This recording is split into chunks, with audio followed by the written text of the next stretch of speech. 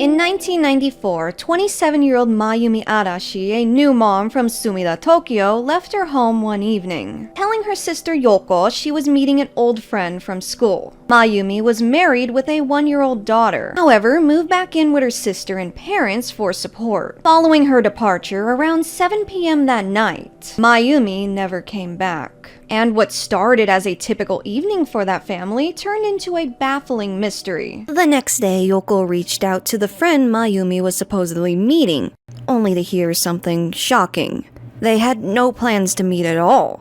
Things got even more strange when Yoko found a note hidden in her wardrobe. It was written by Mayumi and mentioned being betrayed by a person only publicly referred to as A. This person is not the same as the classmate Mayumi claimed to be meeting during her last exchange with family. To be exact, this letter mentioned that Mayumi was involved in adultery, cheating on her husband with this A person, going out with A, but was betrayed. The note also included an apology, a simple and direct "I'm sorry," and a phone number. Naturally, Yoko called the number which belonged to this A person. They admitted to meeting Mayumi that day, but said something deeply unsettling. "If Mayumi has perished, I hope my punishment is imprisonment." Now, this gets even more convoluted and strange when Yoko supposedly hired a private investigator, as she was determined to get to the bottom of things. This PI uncovered a bizarre clue. Months after Mayumi disappeared, A was recognized in a wooded area. In their hands were 2 drinks. Police later searched the area but came up empty, leaving the trail cold and even more questions than there were originally. Years later, in 2011, the case resurfaced on a TV show known as Super J Channel. Mayumi's family was interviewed, with Yoko being the first interview, sharing an emotional account of what happened. But during their father's interview, something strange caught the viewer's attention. A note taped to a shelf behind him that said the equivalent of, "Don't believe what Yoko says." This cryptic message set off a storm of speculation. Could Yoko be hiding something? Was the note connected to Mayumi's disappearance? Or was it just a bizarre red herring? To this very day, no one knows what really happened to Mayumi Arashi, but the mystery keeps people guessing. This mystery took off online following the 2011 interview, and subsequent weirdness of said interview.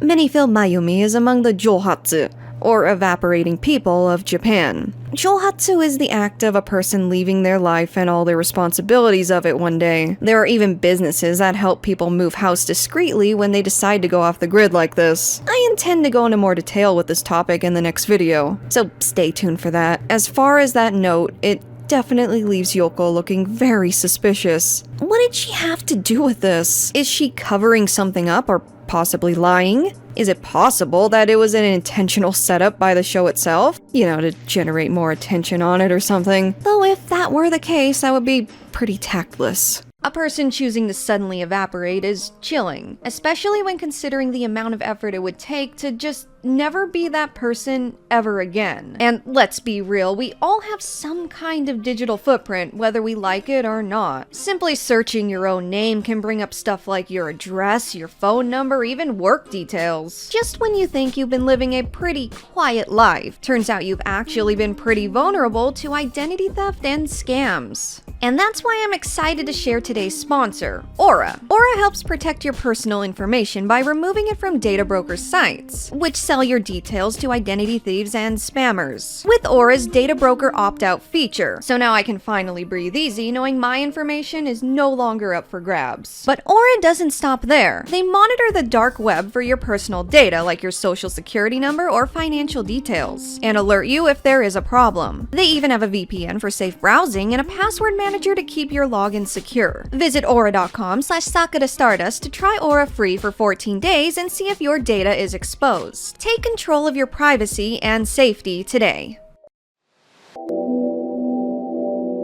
Here's a mystery that took only 20 seconds to actually happen, but has been ongoing for over 3 decades. One that is well known in Japan due to its great deal of television coverage, but not often discussed elsewhere. There are quite a few interesting theories when it comes to this particular mystery.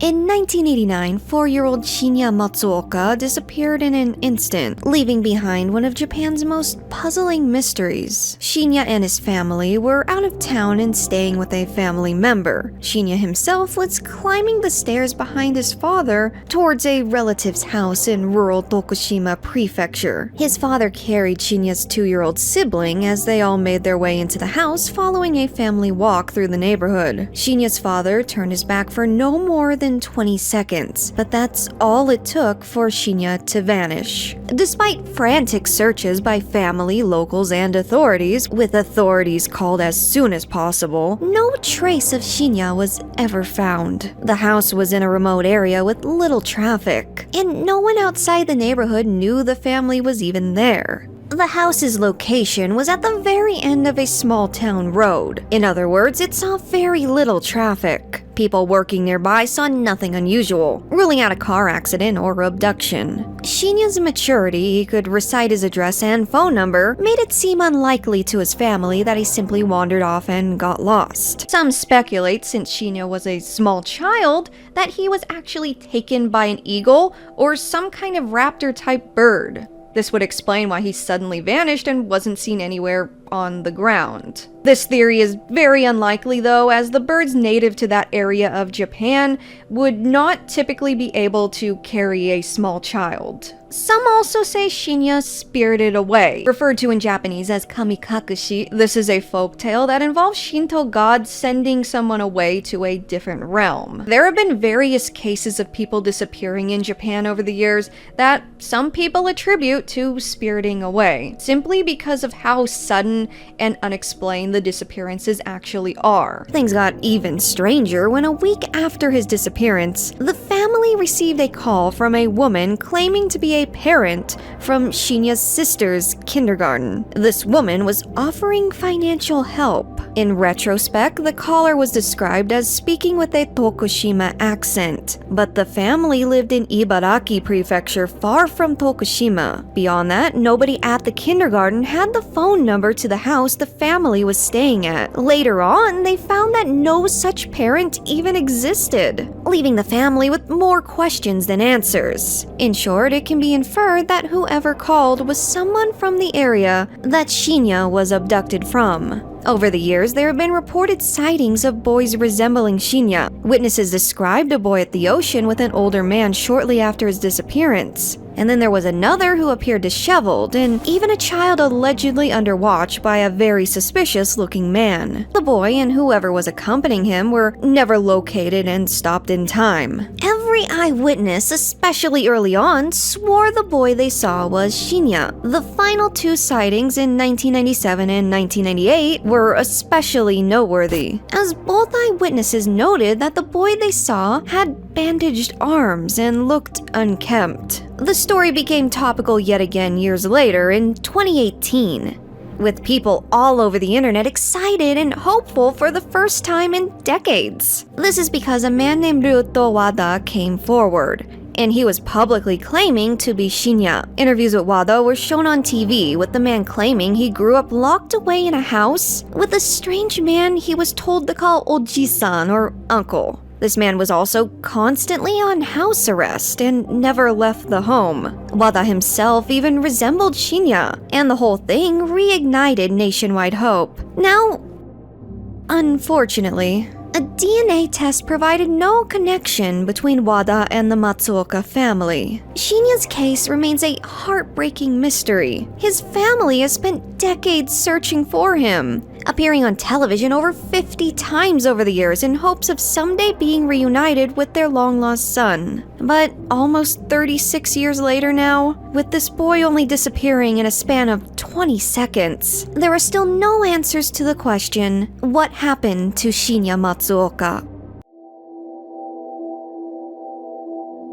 Baseball fans may already be familiar with this name. This professional pitcher and batter played for the Chunichi Dragons and Yomiuri Giants. He had also played baseball in America with the Cubs and in South Korea. Ken Kadokura has had an over 25-year run in baseball. In 2021, however, this professional athlete quickly became known for his sudden and unexplained disappearance. While initially playing the sport early on in his career, Kadokura was a coach when he was suddenly noted absent from practice on May 15th. Naturally, attempts to contact Kadokura were made, but to no avail. Even his own family could not reach him. They had no idea where he went, and he never discussed not coming to work or leaving to go anywhere at all, making this situation especially concerning. The family promptly filed a missing persons report.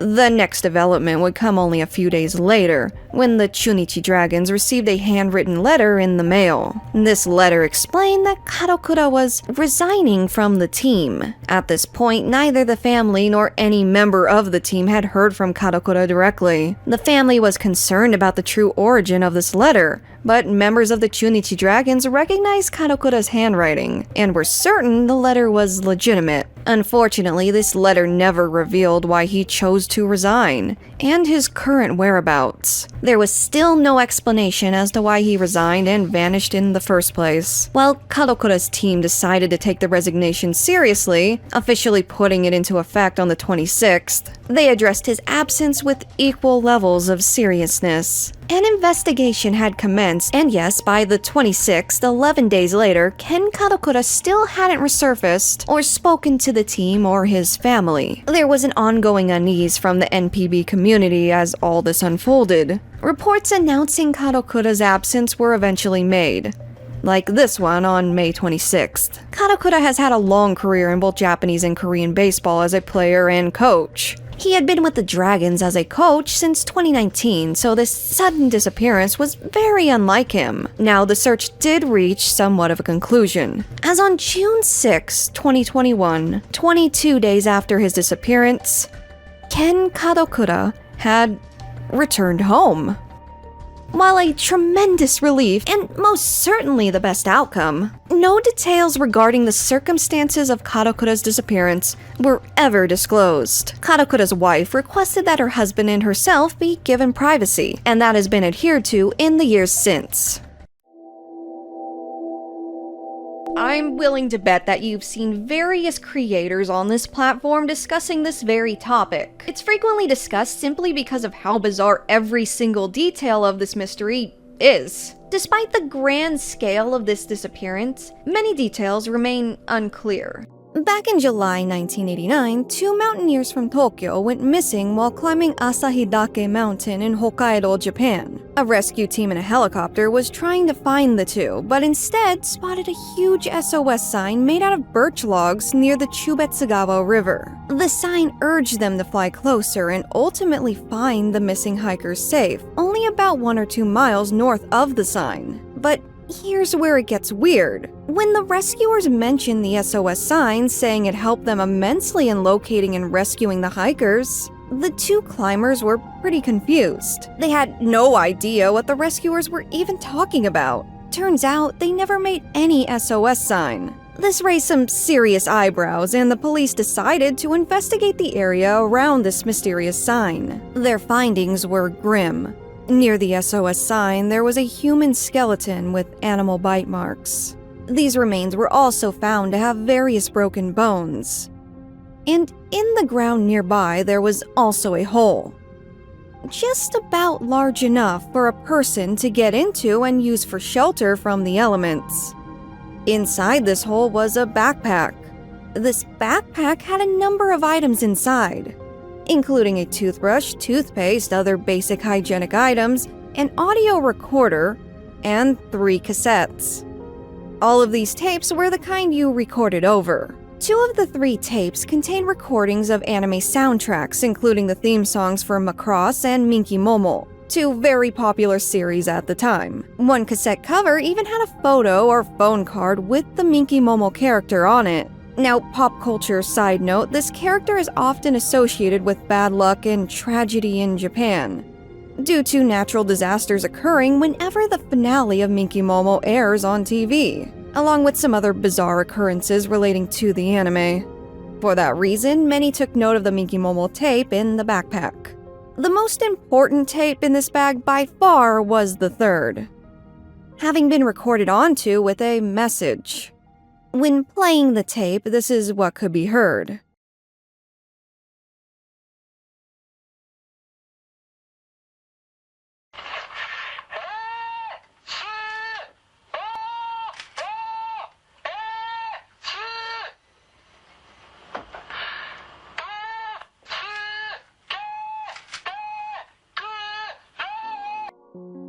man's voice was recorded, slowly spelling out, "I can't move from atop this cliff.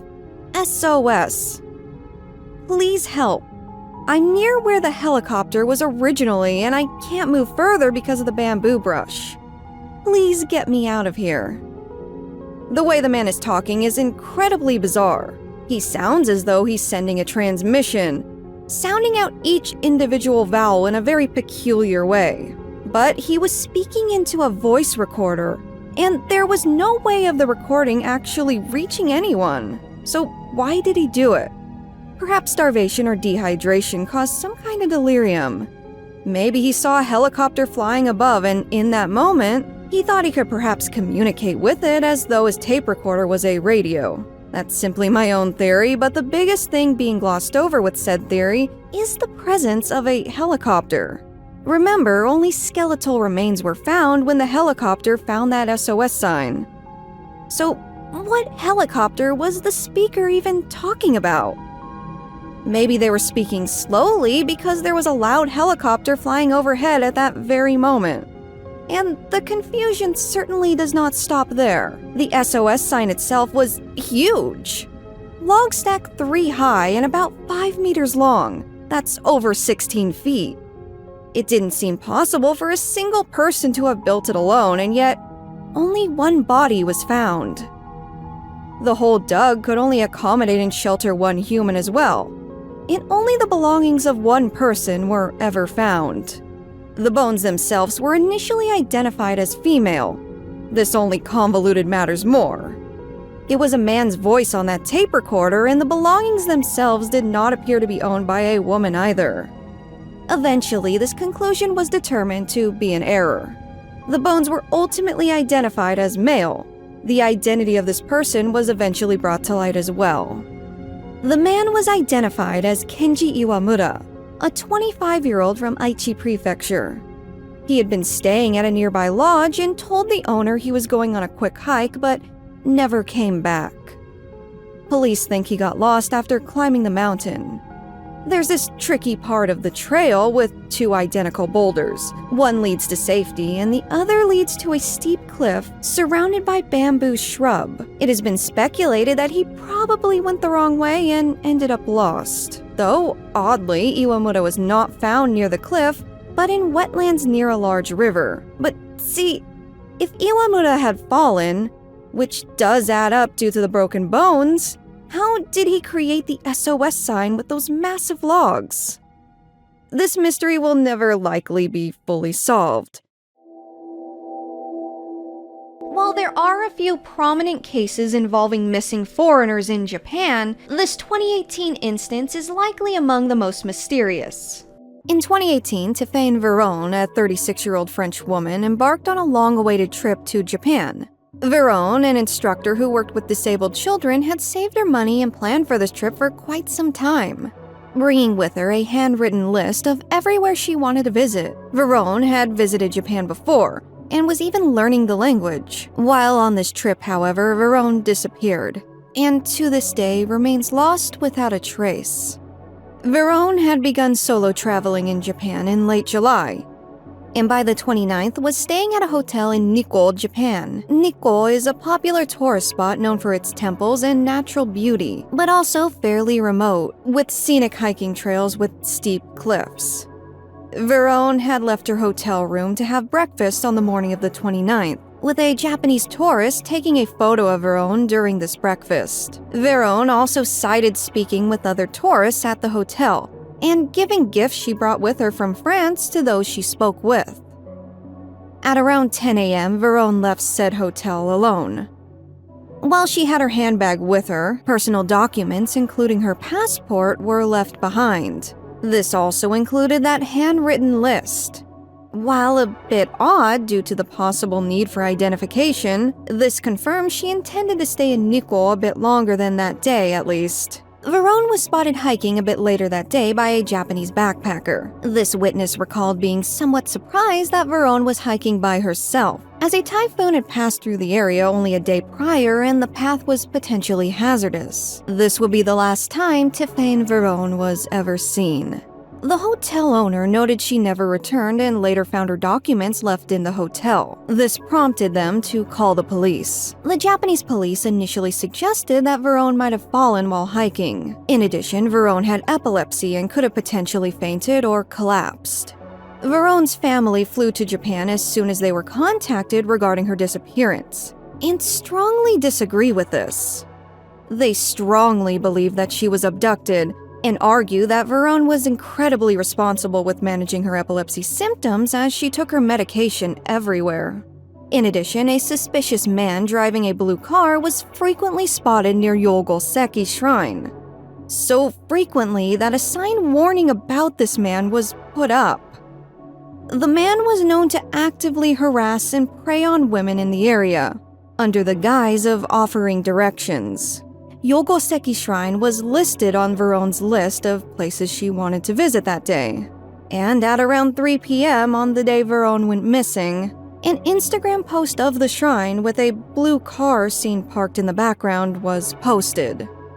Now, despite Veron leaving her belongings in the hotel room with her also being missing in action, the room itself was cleaned and prepared for the next guest before it could be properly investigated. Why was it so promptly cleaned and rented to a new guest if the circumstances were suspicious and may require investigation? There have been a number of setbacks with this case beyond this. The biggest was the language barrier, as Veron's siblings did not speak Japanese and were not provided with any translators to assist them. French to Japanese translators were not exactly common in the Japanese countryside, and they were expected to hire and pay for one on their own. Veron's family searched the area themselves, but often did not search the correct areas of the region. Local authorities suggested that Veron may have fell into the river by the trail she was last seen hiking. But this was not communicated well, and the family went to search by the ocean instead. In addition, the family noted some inconsistencies with the information regarding that typhoon. Apparently, when they looked into that, they were told that there wasn't any typhoon to begin with. They also claimed that the hotel owner changed their story multiple times. Police conducted their own search as well, of course, and no sign of Tiphaine Veron was ever found. Veron's phone had also accessed the internet at 10:34 on the day she disappeared, but the phone provider will not give the geolocation to the police. This is crucial information potentially showing Veron's location that just went unacknowledged. Since then, her disappearance has remained unsolved, and despite searches and appeals for information, there hasn't been a major breakthrough since. Or ever. Her family hasn't given up hope, though. They've held protests within their hometown in France and even appealed directly to French President Emmanuel Macron to push for more action. The case got international attention again in July of 2024. When the United Nations urged Japan to do more in helping to solve this mystery. Her disappearance remains both chilling and frustrating for everyone involved. Missing persons posters remain up in Nikko to this very day. Despite the grand scale of this disappearance, many details remain unclear. Yoshikazu Suzuki, born in 1940 in Tokyo, came from a family of piano repairers and even worked for Yamaha. In the 1980s, Suzuki started a multitude of business ventures. From a line of instructional cassette tapes to cafes and bars where patrons could listen to music. At first, things were going well. But Japan's economic collapse at the very start of the 90s left each business failing. Each failure landed him further into debt. By the end of all these attempts, he was over 500 million yen in debt. That's about $5 million. In an almost absurd twist, he decided to repay his debt by flying a homemade balloon aircraft across the Pacific Ocean. Suzuki's bizarre journey began in 1989 when he revealed his first fantasy aircraft at a fair in Yokohama. It didn't go well, no sponsors and no interest. Frustrated, he climbed a 30-meter tower dressed as the fair's mascot and struck dramatic poses, and demanding more traffic be sent to his stall. It was a whole thing. In April 1992, he tied 4 balloons to a chair and flew from Tokyo to Chiba, shooting up from 400 meters to 5,600 after losing some sandbags. Despite how outlandish and frankly dangerous that all sounds, this is actually an extreme sport, referred to as cluster ballooning. Suzuki crash-landed on someone's house, damaging the roof of the house. Perhaps this should have been a sign, letting Suzuki know that these types of aircraft simply weren't safe. But he shrugged it off, announcing Hawaii as his next destination. For reference, depending on what part of Japan you fly from, this is an almost 7-hour flight by Boeing 787 aircraft. The media began to hone in on Suzuki's effort by this point and dubbed him the Balloon Man. In November 1992, Suzuki unveiled an upgraded fantasy aircraft with a wooden gondola and dozens of helium balloons. During a test flight, he unexpectedly took off, telling reporters he's going to America next. And so he altered his ultimate plan, now deciding to ride a jet stream to Nevada within 40 hours. Equipped with food, a GPS, a parachute, and even a radar reflector. However, things quickly went wrong. Some balloons burst. The aircraft struggled to climb, and Suzuki had to toss out heavy supplies, including very necessary oxygen tanks and even bottles of soju. Despite these issues, he kept in touch with family and reporters, saying he was fine. The next day, however, he set off an SOS signal. Also around this time, the family was no longer able to contact him. The Japanese Coast Guard spotted him near Miyagi Prefecture, but after he waved them off and turned off his SOS signal, they assumed he wasn't in distress and left. Suzuki was last seen heading northeast at 2,500 meters, but after that, nothing. Despite searches and international alerts, Suzuki was never found. Experts believe his balloons couldn't handle high altitudes and lost helium too quickly, leading to his likely crash into the ocean. That hasn't stopped an abundance of theories, though. Some locals claim that Suzuki had a friend overseas with a boat, and that Suzuki landed on this boat, rather than his intention of flying to America and simply escape the financial burdens of his day-to-day life. In short, he just started a new life off the grid. Possibly supplementing this theory, Suzuki's wife has reported receiving a series of unidentified phone calls shortly after her husband went missing. Some theorize that these calls were made by the Balloon Man himself, simply checking up on his wife. Going back to Johatsu, or evaporating people, this case could potentially be the most grandiose example of it. We'll likely never know, though. Hello everyone, and welcome to the end of the video. If you enjoyed this topic, I have something kind of similar coming out next that's going to delve into societal syndromes like Johatsu. We kind of touched on that. If you want to learn more about evaporating people or Johatsu, look out for that. It's coming up next. Anyways, without further ado, thank you so much to all my wonderful, amazing patrons. Huge thank you to I'm Just a Cop, Pocky, Monty PLA or Monty Pla, Misato Sumemasa, Jelly Rolling, Brum Man, Charles Dawson, Mugen, Gero Riffert, Rex Drinks Red Bull, Rachel, Vanessa, Raglan Strom, Black Taco 695, Rain Summer, Kyle Hockenberry, Solid Ellipsis, Spencer Lynn, Nomber, Josh Spears, Lauren Hoagland, Gio Woe, Aiden Sexton, J-Man, Erlyn Knifelaw, Gabriel, Connor McLaughlin, Jordan May, Shelfie, Stephen Bride, Creepy Leanie, Bill Baker, Gina Britton, Luke Brown, Pigpen, Layla Bloom, Lizard Queen 27, Newt Newt Fruit Shoot, Hexmaniac Hana, Chitoge, Jeremiah BLR, 322-32232, Rora Morasso, Lena SD98, Pada, Meek, Sidnep, Hosea DeRoca, Akali, Red Hoodie 50, Iggs, Eels, C Chameleon, Digital Dub, Shivam Vashi, Pan Fried Life Jacket Awareness, Stagio VGM, Enegra J. Reese, Argua Bill, Christopher Valencia, PP Pasca Tag, Andrew LaPena, Mads House, Airfire, Grand Tactician, Soko, and the Shonen Knife. Once again, thank you so much, guys, and I hope you look forward to my future projects, and I will see you in the next one. Bye for now!